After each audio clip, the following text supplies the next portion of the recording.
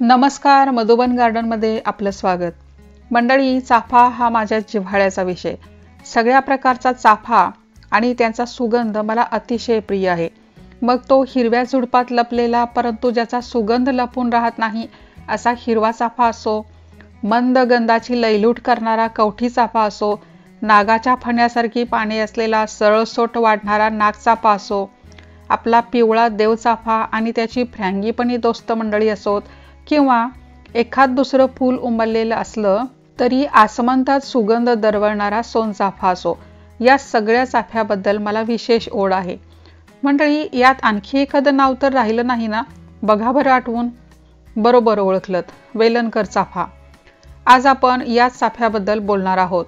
स्वतः वेलणकर सरांनी सांगितल्याप्रमाणे हा चाफा कुंडीत आणि जमिनीत देखील कसा लावायचा याचं प्रात्यक्षिक मी आज करून दाखवणार आहे. आणि हे करता करताच वेलणकर चाफ्याची माहिती, वैशिष्ट्य आणि त्यांचं वेगळेपण सांगणार आहे. या चाफ्यासाठी लागणारे पॉटिंग मिक्सचर अगदी परफेक्टली कसं लावायचं, ऊन, पाणी, खते कोणती द्यायची, इतर काळजी काय घ्यायची, आणि मुख्य म्हणजे जर तुम्ही आधीच हा चाफा लावला आहे परंतु काही कारणाने त्याला फुले लागत नसतील तर काय करायचं, या सगळ्याची माहिती आपण आज या व्हिडिओमध्ये घेणार आहोत. सुरुवात करण्यापूर्वी माझ्या चॅनलला सबस्क्राईब करून देण्याची आठवण करून देते. धन्यवाद. मंडळी, आतापर्यंत आपल्याला हवाहवासा वाटणारा सोनचाफा फक्त पावसाळ्यात, श्रावणात फुलायचा आणि त्याच्या सुगंधाने परिसर प्रसन्न होऊन जायचा. पण हा आनंद फक्त त्या मोसमापुरताच.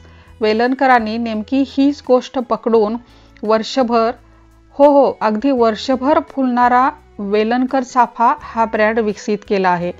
कोकणातील कुडाळ येथे स्थित वेलणकर हा वर्षभर फुलणारा चाफा बनवतात आणि थेट शेतकऱ्यांना तसंच आपल्या काही सहकाऱ्यांच्या मदतीने शहरातील चाफा प्रेमींना कुंडीत लावण्यासाठी हा चाफा पुरवतात. मी नुकतीच त्यांच्याकडून 2 रोपे घेतली आहेत. कुठलंही नवीन रोप आणलं की ते लगेचच लावायचं नाही. तुम्ही ही रोप आपल्या बागेतील वातावरणात सेट होण्यासाठी 4-5 दिवस असंच ठेवून द्या. रोप पिशवीत असताना 1 दिवसाआड पूर्ण पिशवी भरून पाणी घाला. तसंच पिशवी उन्हामुळे किंवा उन्हाच्या झळीने तापणार नाही याचीही काळजी घ्यावी. काही वेळा पाने गळून पडतील, पण काळजीचं कारण नाही. रोपाचा प्रवास आणि वातावरणातील बदल यामुळे असं होऊ शकतं. चला, आता आज पहिल्यांदा कुंडीमध्ये रोप लावून घेऊया. वेलणकर सरांनी सांगितल्याप्रमाणे त्यांनी गुण आलेल्या झाडांचा अभ्यास करून कुंडीतल्या झाडासाठी पॉटिंग मिक्सचरचं एक सेटअप तयार केलं आहे आणि त्यानुसारच आज आपण रोप लावणार आहोत. यासाठी कुंडी मातीची, सिमेंटची किंवा ग्रो बॅग घेतली तरीही चालेल. ती साधारण 24 इंच म्हणजेच 2 फूट उंच असावी, त्यापेक्षा लहान नको. 2 फुटापेक्षा मोठी घेतली तर उत्तमच. असा प्लॅस्टिक बॅरल असतो तोही घेतला तरी चालेल. मी इथं ही प्लॅस्टिकची जवळपास 2 फूट उंच अशी मोठी कुंडी घेतली आहे. पाण्याचा निचरा होण्यासाठी कुंडीच्या तळाशी छिद्रे असणं मात्र आवश्यक आहे. आता मातीचं मिश्रण बघूया. वेलणकर चाफ्यासाठी सगळ्यात महत्त्वाची गोष्ट म्हणजे कुंडीमध्ये पाणी बिलकुल साचून राहू नये. पाण्याचा लगेच निचरा झाला पाहिजे. तर यासाठी जे पॉटिंग मिक्सचर लागणार आहे त्यामध्ये 3 गोष्टींचा समावेश आहे. 120 mm म्हणजे 4-4.5 इंच खडी, 20 ते 30% गोवऱ्यांची पूड आणि निचऱ्याची लाल माती. चला, आता पॉटिंग मिक्सचर तयार करून घेऊया. कुंडीच्या तळाशी टाकण्यासाठी मी ही खडी आणली आहे. जर तुम्हाला या साईजची मिळाली नाही तर 1 इंची खडी असते ती वापरू शकता. बांधकामाच्या ठिकाणी वगैरे ती सहज मिळून जाईल. पण ती वापरणार असाल तरी कुंडी तळापासून 4 इंच भरेल एवढी टाकावी. पण वेलणकर सरांनी मात्र जास्त करून ही मोठी खडी सजेस्ट केली आहे, हे मी तुम्हाला सांगेन. आता लाल माती कोणती घ्यावी, तर ज्या लाल मातीतून पाण्याचा अगदी व्यवस्थित निचरा होतो अशी मुरमाड लाल माती वापरावी. लाल मातीत सुद्धा 2 प्रकार असतात. एक जी ओली केल्यावर सुटून पडते आणि दुसरी चिकट गोळा होते. आपल्याला अशी सुटून पडते ती माती वापरायची आहे, घट्ट लगदा होऊन राहणारी नको. या आहेत गोवऱ्या किंवा शेणी. त्या फोडून त्यांचा बारीक चुरा करून घेऊया आणि हे मातीत मिसळून दोन्ही एकत्र करून घेऊया.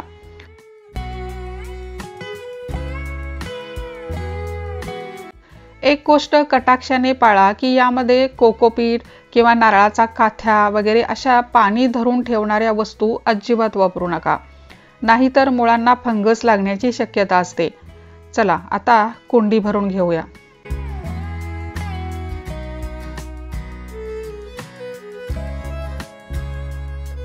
तळाशी खडीचे तुकडे 3 ते 4 इंच कुंडी भरेल इथपर्यंत टाकून घेऊया आणि त्यावर हे तयार केलेलं मातीचं मिश्रण टाकून घेऊया.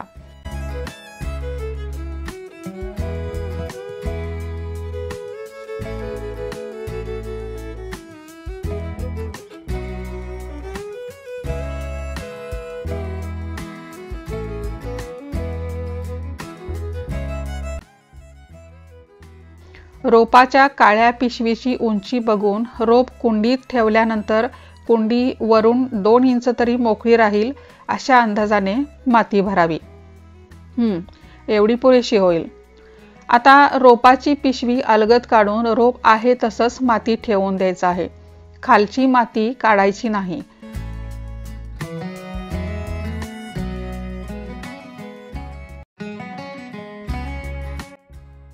तसंच कलम केलेला हा भाग मातीच्या वर ठेवायचा आहे. तो मातीत जाऊ द्यायचा नाही, नाहीतर तिथेही फंगस लागते आणि रोप खराब होऊ शकते. रोप ठेवून बाजूने माती टाकून घ्या. चारी बाजूनी माती व्यवस्थित दाबून रोप नीट लावून घ्या.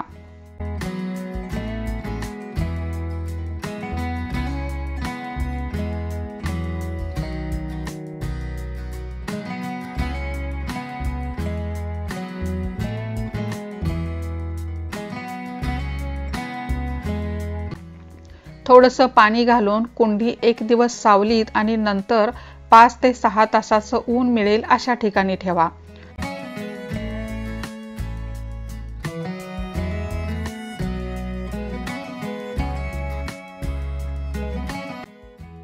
चला, ही तयार झाली आपली वेलणकर सोनचाफ्याची कुंडी. आता वेलणकर चाफा जमिनीत कसा लावायचा ते पाहूया. जास्तीत जास्त ऊन मिळेल आणि पाणी साठून राहणार नाही अशी निचऱ्याची जागा निवडा.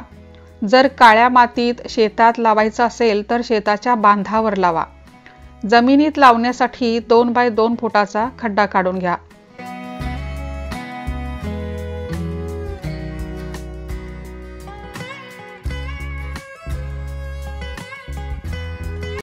माती चांगली सैल करून घ्या.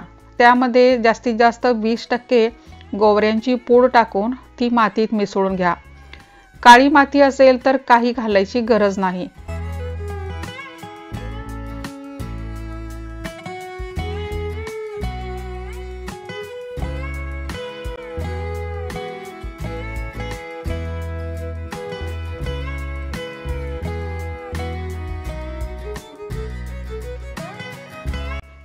प्लास्टिक पिशवी काढून रोप लावा. इथेही मुळ्या मोकळ्या करायच्या नाहीत, आहे तसंच ठेवून द्यायचं आहे.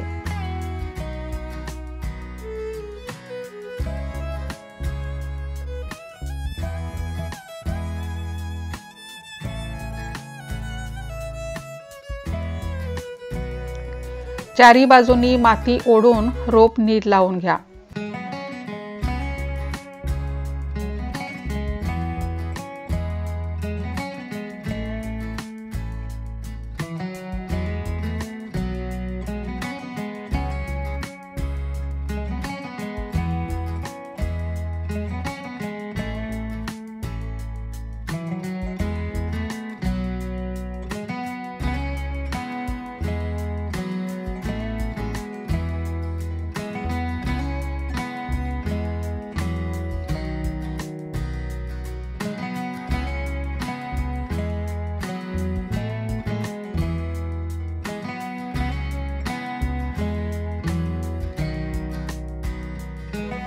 कलम केलेल्या भागाच्या खालचे फुटवे काढून टाका आणि भविष्यातही रोप वाढीला लागल्यावर सुद्धा हे फुटवे वाढू देऊ नका. आणखी एक महत्त्वाचं म्हणजे कलम केलेल्या ठिकाणी हे जे प्लास्टिक बांधलं आहे ते काही दिवसानंतर ब्लेडने अलगद कापून टाका. हलकसं पाणी द्या. झालं, आपलं जमिनीतलं रोपही लावून झालं. कडक ऊन असेल तर मात्र काही दिवस पार्शल सावली करा. आता याला नियमित फुलं लागण्यासाठी साधारण 1-1.5 वर्ष लागेल. रोपाची तितकी वाढ होणं गरजेचं असतं. जास्त पानं आणि फांद्या म्हणजे जास्त फुलं. तोवर सुरुवातीचे काही दिवस तुम्हाला अशी एकाड एक फुले मिळत राहतील. उन्हाबद्दल तर सांगितलंच आहे. पाणी देताना मातीत बोट खुपसून पहा. जात नसेल तरच पाणी घाला. शक्यतो 1-2 दिवसाआड कुंडी भरून पाणी देत राहा. थंडीत मात्र थोडंसं कमी करावं लागेल. रोप लावल्यानंतर पहिले 6 महिने कोणत्याही खताची गरज नाही. त्यानंतर महिन्यातून एकदा सेंद्रिय खत मातीत मिसळून द्यावं. रोगाविषयी सांगायचं तर या सोनचाफ्याला फारसे रोग वगैरे पडत नाहीत. पण कधी आजूबाजूच्या झाडावरचा मावा वगैरे पडलाच तर निमार्क किंवा तंबाखूचं पाणी यांचा वापर करावा. मंडळी, आत्तापर्यंत या सोनचाफ्यासाठी लागणारे माती, ऊन, पाणी, खते आणि रोग यांची माहिती आपण घेतली. आता इतर काही महत्त्वाच्या गोष्टी सांगायच्या तर कुंडी टेरेसवर ठेवली असेल तर अगदी भिंतीकडेला लागून ठेवू नका. उन्हाळा जास्त असेल तर आवर्जून शेड नेट लावा. कुंडीखाली वीट किंवा थर्मोकॉल अशा वस्तू ठेवा. घरातील कोणताही ओला कचरा डायरेक्ट कुंडीत टाकू नका. त्यामुळे फंगस लागू शकते. आता सगळ्यात महत्त्वाचा मुद्दा, जर तुम्ही आधीच झाड लावलं आहे आणि काही कारणाने त्याला फुले येत नाहीत तर काय कराल? पहिली गोष्ट म्हणजे झाडाची ग्राफ्टेड फांदी मरून झाडाचा फुटवा मोठा होत आहे का हे चेक करा. जर कलम केलेली फांदी तुटली असेल तर मूळचे झाड फक्त वाढत राहील, त्याला फुले लागणार नाहीत. पण जर तेही व्यवस्थित असेल तर मात्र मातीची थोडी उकरी करून जीवामृत टाकून बघा. याचा चांगला उपयोग होतो असा अनुभव आहे. जीवामृत तयार करण्याची लिंक डिस्क्रिप्शन बॉक्समध्ये दिली आहे, ती पाहू शकता. तिसरा मुद्दा, झाड रिपॉटिंगला आलंय का पहा. पाने कोमेजणे, नवीन पाने न फुटणे, झाडाची वाढ न होणे, कुंडीतील माती घट्ट होणे, फुले कमी लागणे अशी अनेक कारणे दिसू लागली तर रिपॉटिंग करण्याची गरज आहे असं समजावं. मोठी कुंडी घेऊन आधी सांगितल्याप्रमाणे मिश्रण घेऊन रिपॉटिंग करावं. मी नेहमीच सांगत आले आहे की नवीन रोप लावणं, रिपॉटिंग करणं या गोष्टी संध्याकाळच्या वेळी कराव्यात.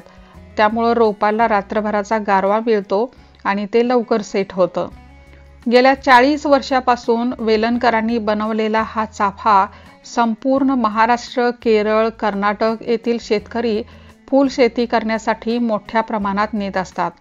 मुख्य म्हणजे आपली गुणवत्ता जोपासण्याकरिता ते कुठल्याही नर्सरीला पुनर्विक्रीकरिता देत नाहीत. शेतकऱ्यांना थेट विक्री करतात आणि त्या संदर्भात परिपूर्ण असं मार्गदर्शनही करतात.